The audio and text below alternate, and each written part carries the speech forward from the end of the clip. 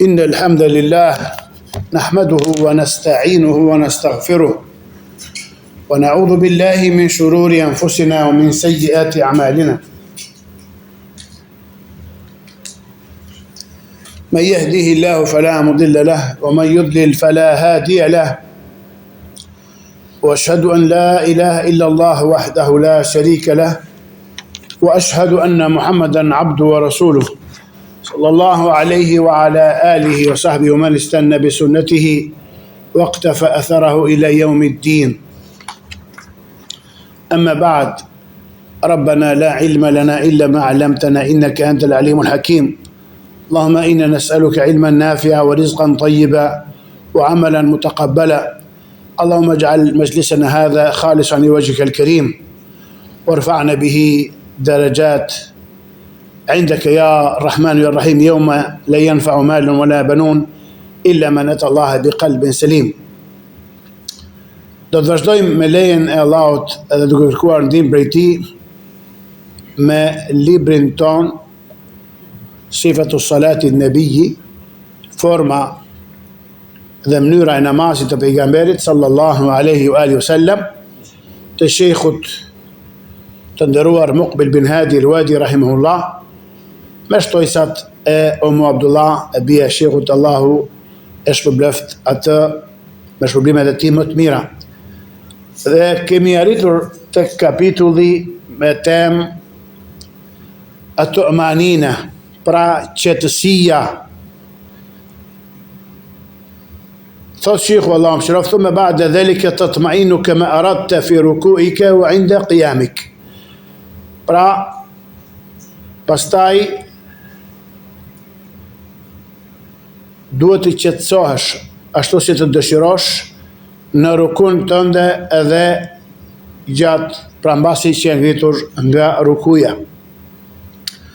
Këtu sheikhu ka për qëllim me këtë lloj qetësie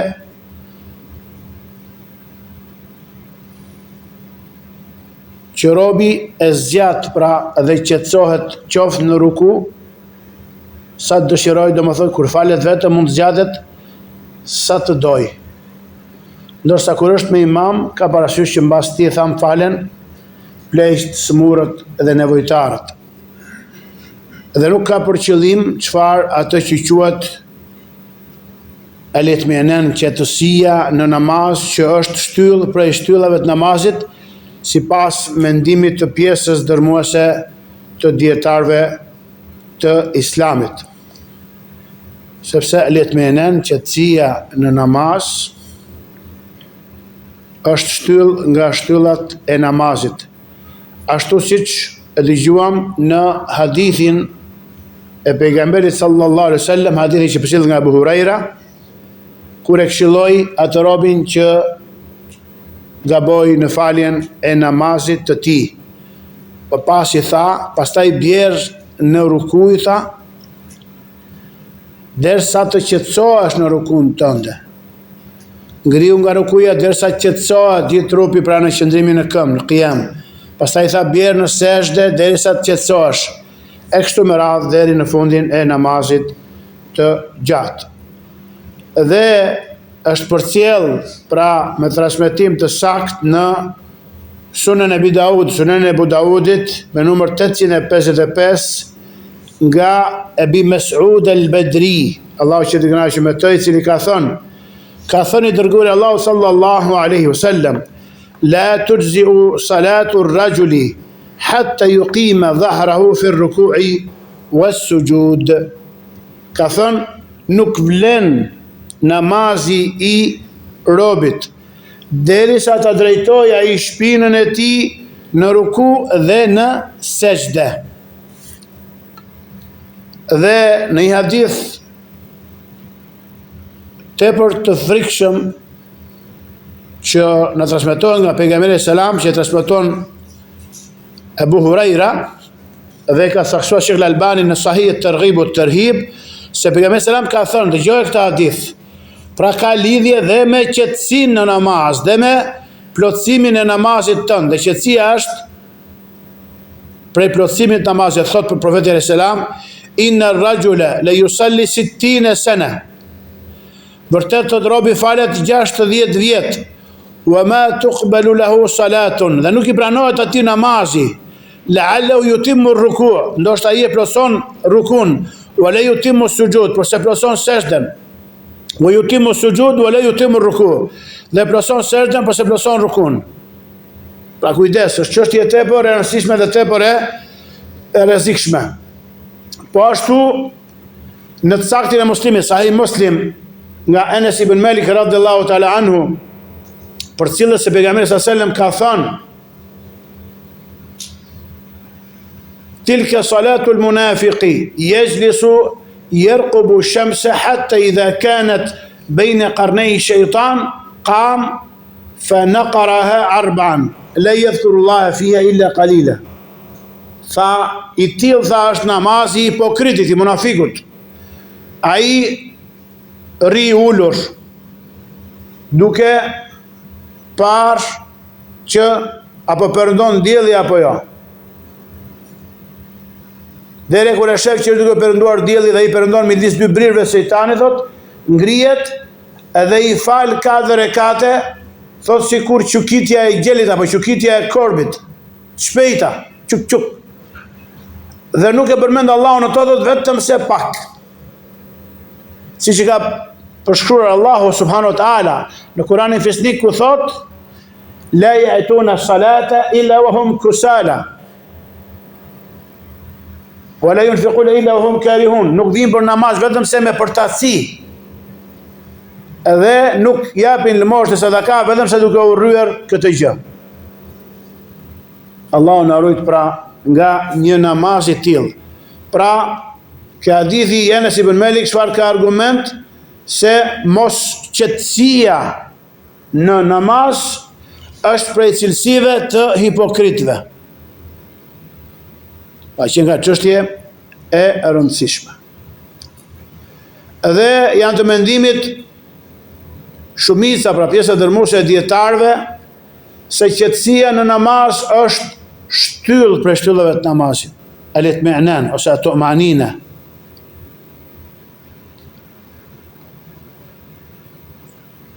Sepse pejgamberi sallallahu alaihi wasallam çfarë e urdhroi atë burin që gaboi në namazin e tij.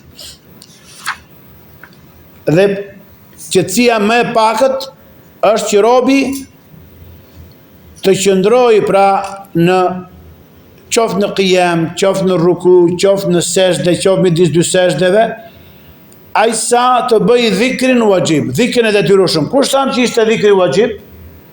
Ka mendime thamë që ishte jo më pak se 3 herë të thotë Subhana Rabbil Azim, Subhana Rabbil Azim, Subhana Rabbil Azim. Dhe të thotë në sejdë po ashtu 3 herë Subhana Rabbi al-A'la, Subhana Rabbi al-A'la, Subhana Rabbi al-A'la. Mas kapitullit të tu'maninës, pra të qetësisë dhe ngadalësisë në namaz, dhe kjo vlen për kryerin e të gjitha shtyllave dhe veprave të namazit, pra me qetësi. Nëse je I lodhur, falu me qetësi, por shkurto leximin e Kuranit, lezo disa ajete, mos u zgjat në leximin e surës mbas Fatihas. Kapitulli që vijon quhet as-sujud, pra sujudi, sejdja. Thot shikhu thumma tasjudu wa ba'da an tasjudu madha. Thot shikhu, pastaj thot bien sejdë. E pasi që bien sejdë thot çfarë vepron? Thot shikhu bi ay shay tuqaddim. Me se bien sejdë? Me se nisërën sejdë? Thot shikhu tuqaddimu yadayk. Pra zbret për para 2 duart e tua. Idha nasita shay'an, idha thot shikhu idha nasitu shay'an fadhkuruni barakallahu fikum jami'an. Tuqaddim yadayk. Nëse harrojnë diçka thot shikhu, ka qenë mësim domethënë live ky, I ka thënë më kujtoni se don rob jam harroj, Allahu shpërbleft me të mira. Thot pra para prin duart për të rënë në sejdë. Pse? Thot shikhu, lian al hadith fi sunan, sa hadithi që ka ardhur në sunan, Prej hadithit të Abu Hurairës radiallahu ta'ala anhu, قال النبي صلى الله عليه وسلم لا يبرك أحدكم بروك البعير وليضع يديه قبل ركبتيه. Ky hadith është që ndan këtë mesele, nuk ka më thot mos të ulet, pra mos të zbresi ndërkush prej jush, ashtu si kur ulet deveja pra në sejdën e tij, dhe le të vendosi duart e tij përpara gjunjëve të tij. Ky është hadith i saktë, tham. E ka përcjellë Abu Daudi me numër 840, e ka përcjellë An-Nasa'i vëllimi 2 numër 207 dhe Imam Ahmedi vëllimi 14 me numër 515 nga Abu Huraira radiallahu ta'ala anhu wa ani sahaba gjemia. Këta hadith, thot shikhu, ky hadith përballet me një hadith tjetër i Wail ibn Hujr radiallahu ta'ala anhu, i cili thot ennehu ra'a Nabi sallallahu alaihi wasallam yuqaddimu rukbatayhi. Në këtë hadith thuhet se ai e ka parë pejgamberin sallam që të parapri dy gjunjët e tij. Por se thot shikhu, lakinnahu min tariqi Shurejk ibn Abdillah an-Nakhai, është nga rruga e transmetimit të Shurejk ibn Abdillah an-Nakhai, wa qad sa'a hifdhahu lamma wuliya al-qada. U dobësua memorje në mbamendje përmendesh kur mori përgjegjësinë e kadijut, pra ju dobësua memoria dhe ka transmetuar pra këtë transmetim që dëgjuam. Po ashtu thot wa aidan ikhtulifa alayhi fihi. Po ashtu dietarët kanë, domethënë mos pajtime mbi a i pranohet hadithi këtij personi apo jo. Dhe thot shiku fa taqdimu al-yadayni huwa as-sunnah. Para prish dy duart për të bërë në sejdë, ky është suneti i vetmi ose disa pak dietar që prej tyre është Ibn al-Qayyim Allahu shiraf në librin e tij Zadul Ma'ad, thot yansuru taqdim ar-rukbatayn, mbështet paraprirjen pra në rënien e sejdë të dy gjunjëve. Porse pjesa dërmuese e dietarëve pra marrin hadithin e Abu Hurairës që është i qartë, pastaj ka një mospajtim tjetër që dietarët e gjuhës arabe që thonë, disa prej tyre thonë që deveja çfarë duart e saj i ka gjunjë, jo si ne njerëzit. Dhe prej urtësive të paraprirjes pra të rënies në sujud me dy duart është se kjo është më afër përqendrimit dhe për ulësisë në namaz. Si thot Imam Shafiu, është më afër të qenurit çfarë i përulur dhe të ndihmon më shumë që të përqendrohesh në namaz. Pra mbajini mend këtë çështje. Edhe unë ka shumë vite që jam qetësuar me këtë mendim, pra me rënien në sejdë duke i paraprir dy duart. Dhe Sheikh Muhammed Nasruddin Al-Albani, muhadithi i këtij shekulli dhe riporterisi i fesë në hadithin të shekullit Allahu mëshiroft, kur ka qenë profesor, pra pedagog në Xhamia Islamia në Medinë, një ditë e ka pajtuar një bari devesh dhe i ka thënë ma sill një deve. Edhe u ka dhënë atë ditë mësim nxënësave në natyrë, kjo bori i Universitetit Islamik, si s'ka ardhur në historinë e saktë. Edhe i ka thënë ule deven, edhe i ka thënë kanë parë pra me shembull konkret që si bie deveja. Dhe i ka thënë mos përnjësoni pra me deven. Një mendim tjetër ose një koment tjetër që kam dëgjuar nga Sheikh Salih El-Sheikhu, jo vetëm tek fakti që duhet paraprish duart kur bien sujud apo jo, por edhe tek pozicioni i qëndrimit në ruku. Pra jo me qëndru domethënë të krrusush, por se duhet që kur je edhe në ruku, edhe në sejdë, shpina jote të jetë drejt. Quhet al-i'tidal, të jetë drejt, domethënë të jetë paralel me tokën. Mos të jesh i krrusush. Pra mos ta kesh përkulur shumë kurisin. Të dyja këto pozicione, thot shehu, Salih shehu, kanë lidhje me kundërshtimin e pozicionit të deves.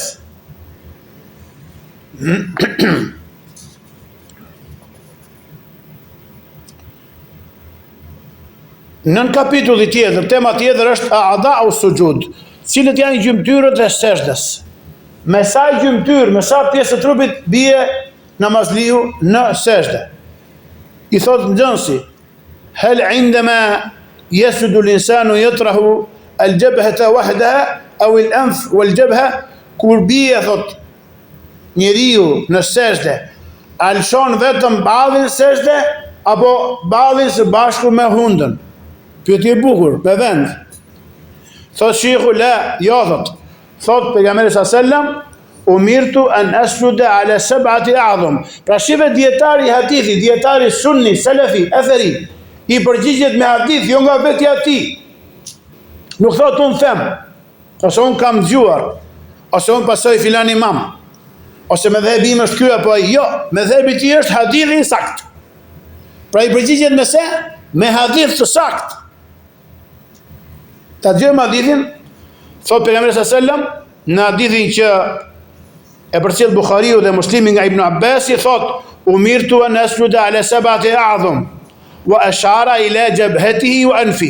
Jam urdhëruar që të bie në sejdë në 6 gjymtyr, ose mbi 6 gjymtyr, dhe bëri me shenjë nga balli dhe hunda e tij.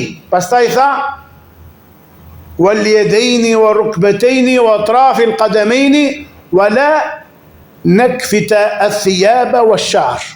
Edhe një dobi tjetër në fund të hadithit thot, jam urdhëruar të bien sejdë mbi 7 gjymtyr dhe bëri me dorë ballin bashkë me hundën. Pra balli dhe hunda do të jenë të dyja në sejdë, po thitër mirë në sejdë. Kjo është 1.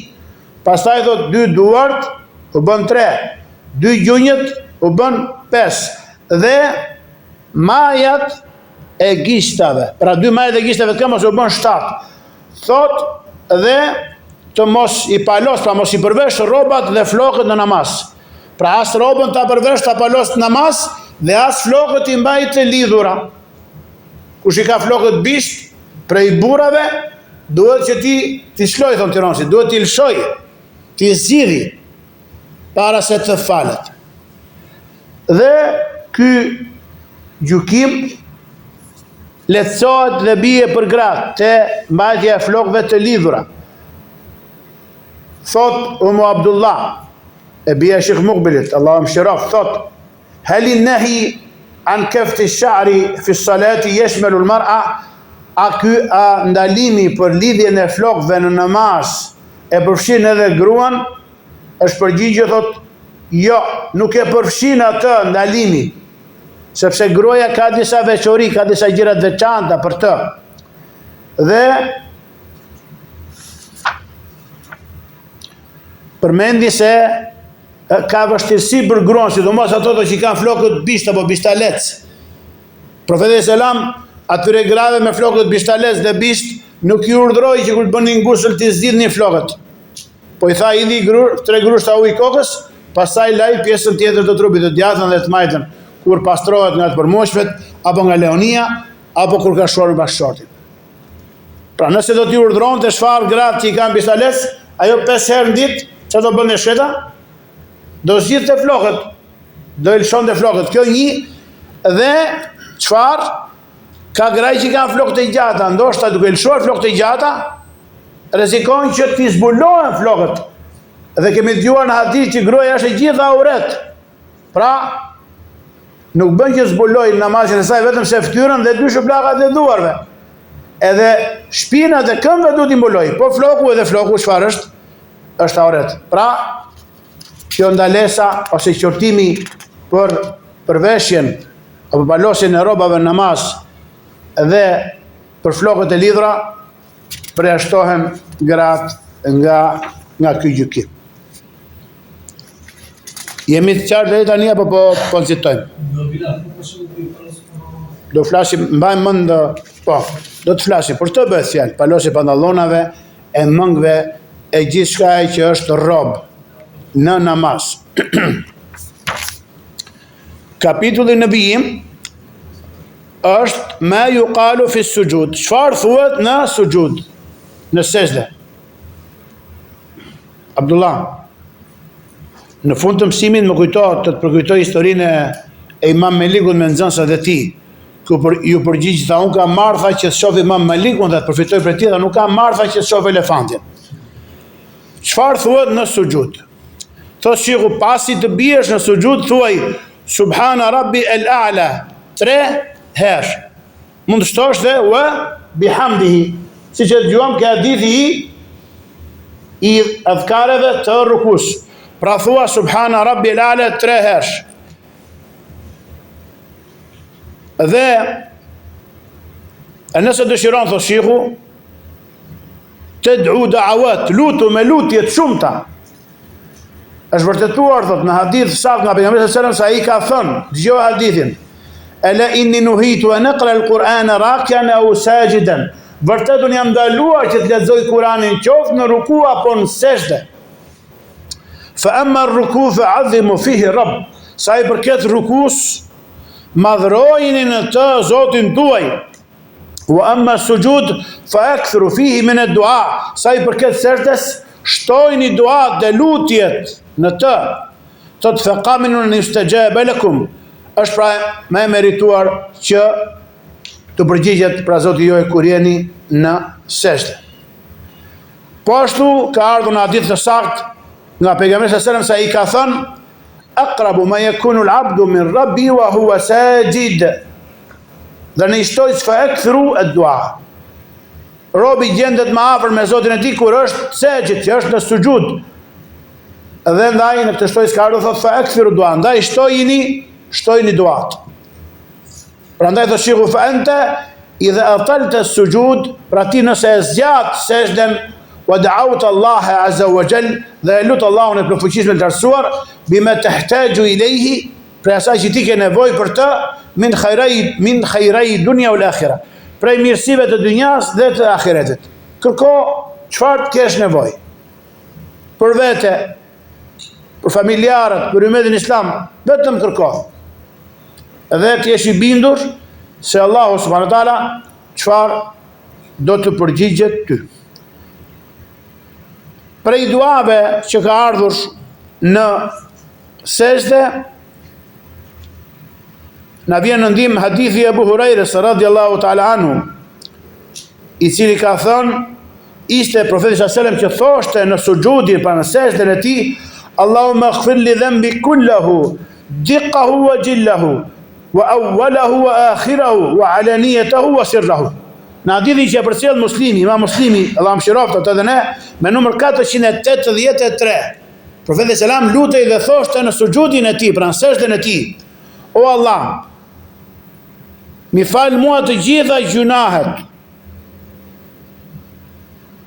ato të imtat, pra të voglat dhe ato të mdhaja, gjunahet e para dhe gjunahet e mbrapme, pra të fundit, ato që janë të dukshme dhe ato që janë të fshehta.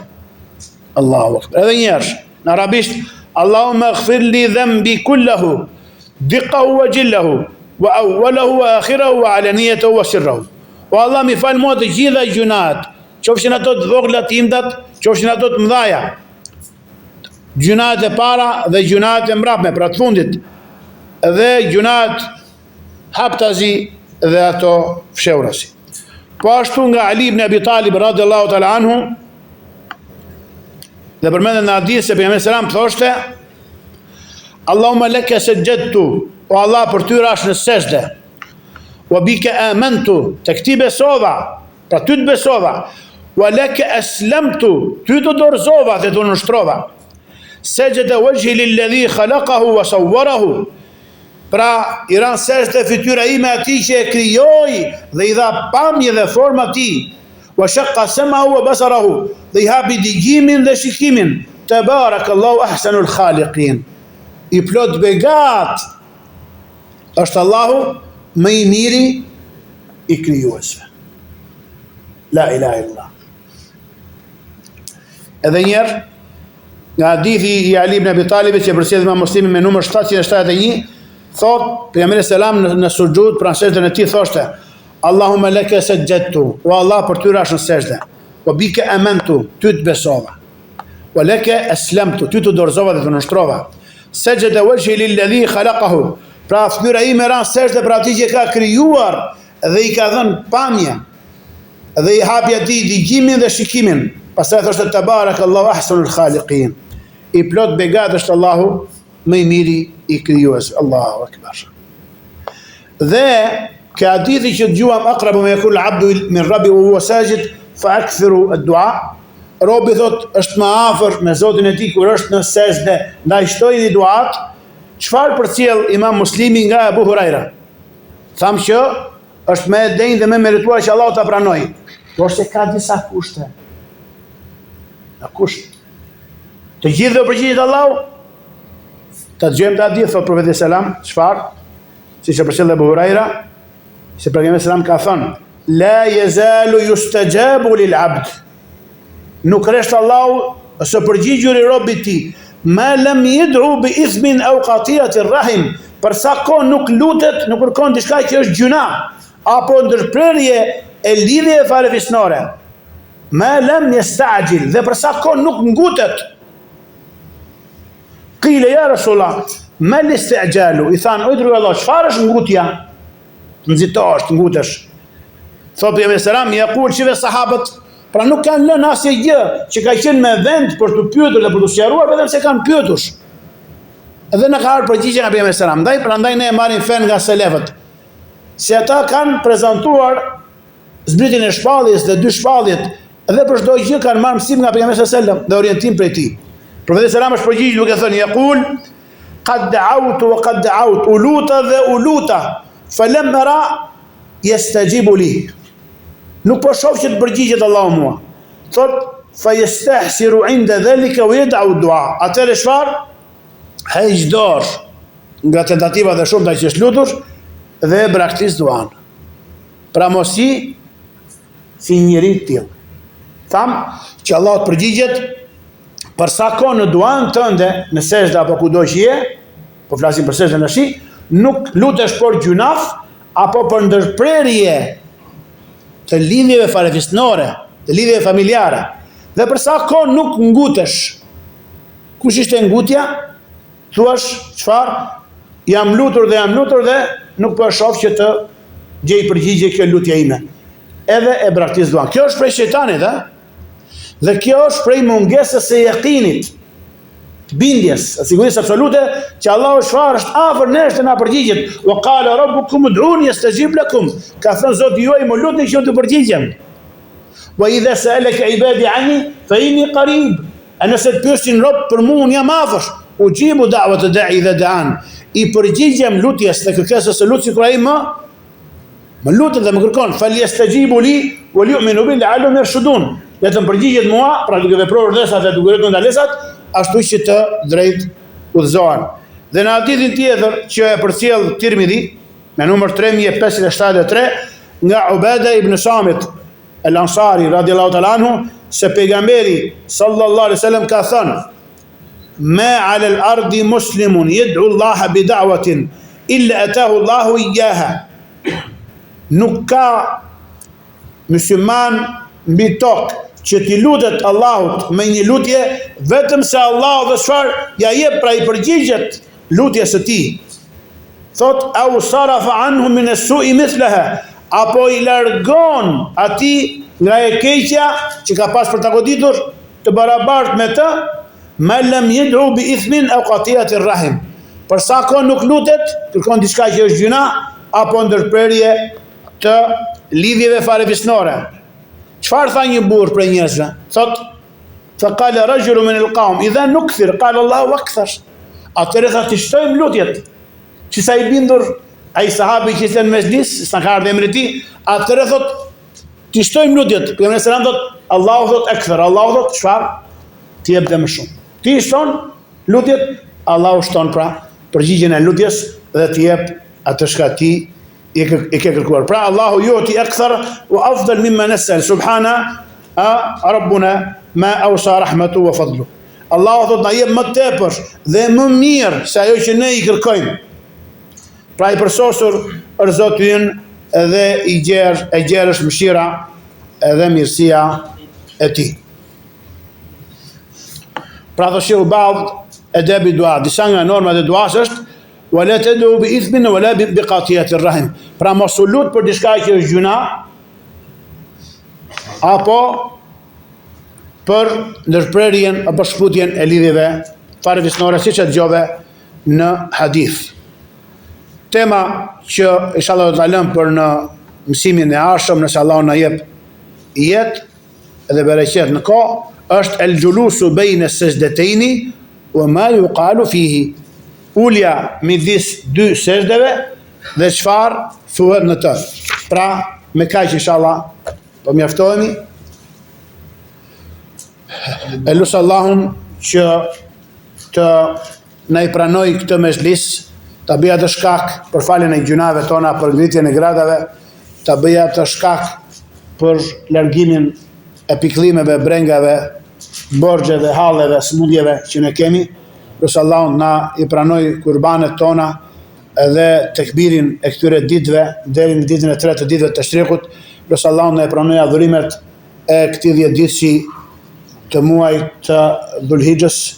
Na fali, na mëshiroj ne baballarët, nënat tona. Lusë Allahun që t'i martoj beqarët tanë, t'i shëroj të smurët tanë, t'i mëshiroj të vdekurit tanë, t'u lehtësoj barën e borxheve, t'u pagoj borxhet aty që janë ngarkuar me borxhe prej nesh. Lusë Allahun që të na vllazëroj pra këto mezhlise të bëhen shkak vllazërimi, uniteti, bashkimi dhe jo shkak përçarje. Subhanak Allahumma bihamdik, ashhadu an la ilaha illa anta astaghfiruka wa atubu ilaik. Wallahu a'lam wa sallallahu wa sallam wa barak ala nabiyyina Muhammad wa ala alihi wa sahbihi ajma'in walhamdulillahi rabbil alamin.